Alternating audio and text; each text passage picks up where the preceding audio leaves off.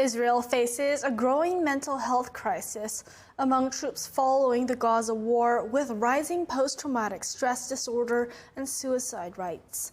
Recent reports by the defense minister said and by health providers have detailed the military's mental health crisis. We have the details. In Bat Yam, on Israel's Mediterranean coast, a female veteran walks into the sea with her surfboard. She is taking part in a surfing therapy program for those coping with post-traumatic stress disorder following military service. Her military base was overrun during the October 7, 2023 Hamas attack. Wow, I just felt fear, crazy fear. It's a feeling that can't be explained in words. Anyone who wasn't there will never understand that feeling, that sense that any second I could die.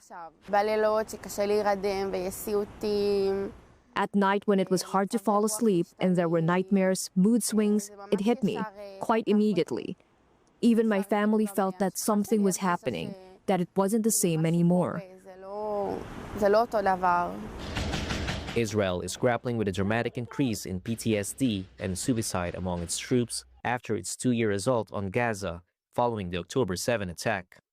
Israel's defense ministry has recorded a nearly 40% increase in PTSD cases since September 2023, predicting it will increase by 180% by 2028. An Israeli parliamentary committee also found in October that 279 soldiers had attempted suicide from January 2024 to July 2025, a sharp increase from previous years.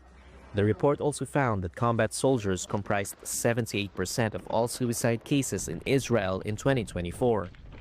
Ronan Sidi, a clinical psychologist who directs combat veteran research at EMEC Medical Center, says soldiers are generally grappling with two different sources of trauma. I think we can talk in general about two aspects of trauma that many times they're combined together. One of them is the aspect of the soldier as a victim, okay, with deep experiences of fear, helplessness, okay, and feeling very vulnerable and weak, okay, being afraid to die. And another aspect of it is of the soldier not as a victim but as a perpetrator.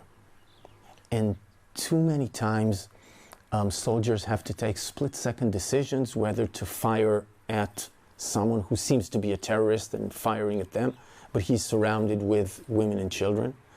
And then women and children are injured, okay, and killed by accident. And living with the feeling that you have killed innocent people when you're 19 is a very difficult feeling. You can't correct what you have done.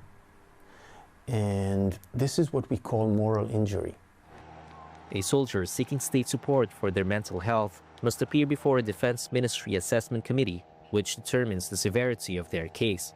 That process can take months and can deter soldiers from seeking help, some trauma professionals say. Others have received help from organizations such as Hagel Shelley.